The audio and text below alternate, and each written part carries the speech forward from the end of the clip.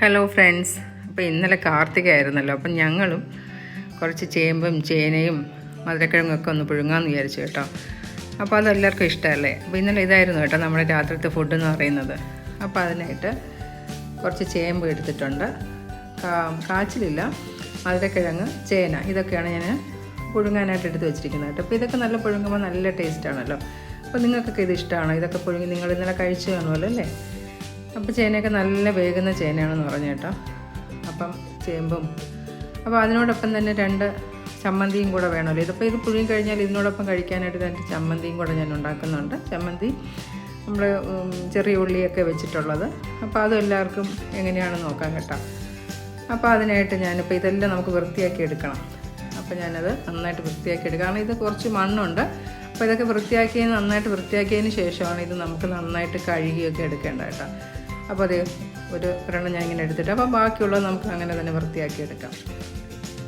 അപ്പോൾ കാച്ചിലൊക്കെ കൂടെ ഉണ്ടെങ്കിൽ അതുമൊക്കെ കൂടെ ഒരുമിച്ചിട്ട് നമുക്ക് പുഴുങ്ങും കേട്ടോ. അതുപോലെ തന്നെ ചേനയും, അപ്പോൾ എനിക്കൊരു അബദ്ധം പറ്റി, ചേന ഇച്ചിരി വേകുന്ന ചേനയായിരുന്നു. അപ്പോൾ ചേന ആദ്യം ഒന്ന് വേവിച്ചിട്ട് ബാക്കിയുള്ള ഇട്ടാൽ മതിയായിരുന്നു കേട്ടോ. അപ്പോൾ ചേനയ്ക്ക് വേവ് കുറവായിരുന്നു. അപ്പോൾ നിങ്ങൾ അങ്ങനെ ചെയ്യണം കേട്ടോ. എല്ലാം കൂടെ ഒരുമിച്ചിടുമ്പോൾ നിങ്ങൾ ചേന ആദ്യം ഒന്ന് വേവിച്ചതിന് ശേഷം ബാക്കിയുള്ളത് ഇടണം കേട്ടോ. അപ്പോൾ ഇതെല്ലാം ഞാൻ വൃത്തിയാക്കി എടുത്തിട്ടുണ്ട്. ഇനി നമുക്ക് നന്നായിട്ട് അത് മണ്ണൊക്കെ പോകാനായിട്ട്, മണ്ണൊക്കെ അല്ലേ ഇത്, അപ്പോൾ മണ്ണൊക്കെ പോകാനായിട്ട് നന്നായിട്ട് അതൊന്ന് കഴുകിയെടുക്കണം. ബാക്കിയുള്ളതൊക്കെ ഒന്ന് ചേർത്ത് നല്ല വൃത്തിയാക്കി എടുക്കണം കേട്ടോ. അപ്പോൾ ഒട്ടും മണ്ണ് കാണരുത്, കാരണം ഇത് ഒരുപാട് ഈ മണ്ണിൻ്റെ അടിയിലുള്ളതാണല്ലോ. അപ്പോൾ അതുകൊണ്ട് തന്നെ നല്ല മണ്ണ് കാണും. അപ്പോൾ ഞാൻ എല്ലാം നന്നായിട്ട് കഴുകി എടുത്ത് വെച്ചിട്ടുണ്ട്. ഇനി നമുക്ക് 1-2 വെള്ളം കൂടെ കഴുകി വൃത്തിയാക്കി കഷ്ണങ്ങളാക്കി മുറിച്ചെടുത്തിട്ടുണ്ട് കേട്ടോ. ഒരു വലിയ പീസിനനുസരിച്ചാണ് ഞാൻ എടുത്തിരിക്കുന്നത്. അപ്പോൾ നന്നായിട്ട് കഴുകി വൃത്തിയാക്കി ഞാൻ എല്ലാം ഒരു പാത്രത്തിലോട്ടാക്കി വെച്ചിട്ടുണ്ട്. ഇനി നമുക്കിതങ്ങ് പുഴുങ്ങാനായിട്ട് വയ്ക്കാം കേട്ടോ. അപ്പോൾ വീണ്ടും ഞാൻ കഴുകി എടുത്തിട്ടുണ്ട്. ഞാനൊരു വലിയ പാത്രത്തിൽ വെള്ളം കുറച്ച് ഒഴിച്ച് അതിന് മുകളിലോട്ട് നിൽക്കത്തക്ക രീതിയിൽ ഒഴിച്ചിട്ടുണ്ട്. അപ്പോൾ ഇനി നമുക്ക് ഒരു ചമ്മന്തി തയ്യാറാക്കണം ഞാൻ പറഞ്ഞല്ലോ. അപ്പോൾ അതിനായിട്ട് ഞാൻ കുറച്ചധികം ചെറിയ ഉള്ളി എടുത്തിട്ടുണ്ട്. അപ്പോൾ സവാള എടുക്കണ്ട, ഈ ചെറിയ ഉള്ളിയാണ് ഈ ചമ്മന്തിക്ക് നല്ലത് കേട്ടോ. അപ്പോൾ എല്ലാവർക്കും അറിയായിരിക്കും.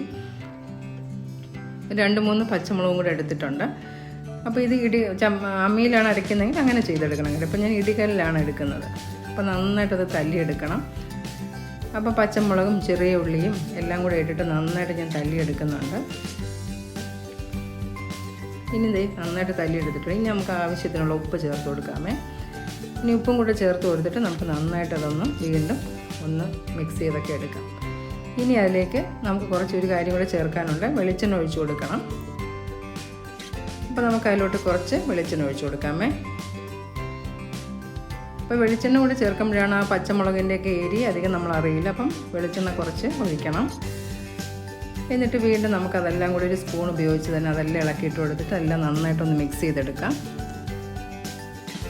അപ്പോൾ നന്നായിട്ട് മിക്സ് ചെയ്തിട്ടുണ്ട്. അപ്പോൾ നമ്മുടെ ഉള്ളിയും മുളകും ഒക്കെ തല്ലിയെടുത്തത് ആ ചമ്മന്തി റെഡി ആയിട്ടുണ്ട്. ഇത് നല്ല ടേസ്റ്റുള്ള ഇതാണ് കേട്ടോ. അപ്പോൾ ഇതിൻ്റെ കൂടെ ഒപ്പം കഴിക്കാനായിട്ട് നല്ല ബെസ്റ്റ് കോമ്പിനേഷനാണ് കണ്ടോ. എല്ലാം നന്നായിട്ട് തല്ലിയെടുത്തിട്ടുണ്ട്. അപ്പം ഒരുപാട് എരിയൊന്നും കാണില്ല, കാരണം വെളിച്ചെണ്ണ ഒഴിച്ചത് കൊണ്ട് തന്നെ അത് നന്നായിട്ട് ഉള്ള നമുക്ക് കഴിക്കാൻ പറ്റുന്ന അരിയിൽ തന്നെ കിട്ടും കേട്ടോ.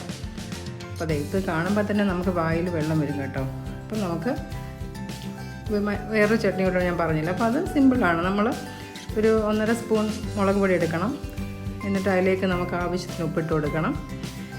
ഇനി നിങ്ങൾക്ക് കുറച്ച് വെളിച്ചെണ്ണ കൂടെ ഒഴിച്ചു കൊടുക്കണം കേട്ടോ. അപ്പം ഞാൻ നേരത്തെ ഉണ്ടാക്കിയ ചമ്മന്തിയിലോ അല്ലെങ്കിൽ ഇതിലോ നിങ്ങൾക്ക് വേണമെങ്കിൽ കുറച്ച് തൈര് ഒഴിച്ചു കൊടുക്കാം. അപ്പം വെളിച്ചെണ്ണയുടെ അളവ് കുറച്ചിട്ട് വേണേൽ തൈര് ഒഴിച്ചു കൊടുക്കും. പുളി ആവശ്യമുള്ളവർക്ക് നമുക്ക് കുറച്ച് തൈര് ഒഴിച്ചു കൊടുക്കാം. എന്നാലും നല്ല ടേസ്റ്റാണ് കേട്ടോ.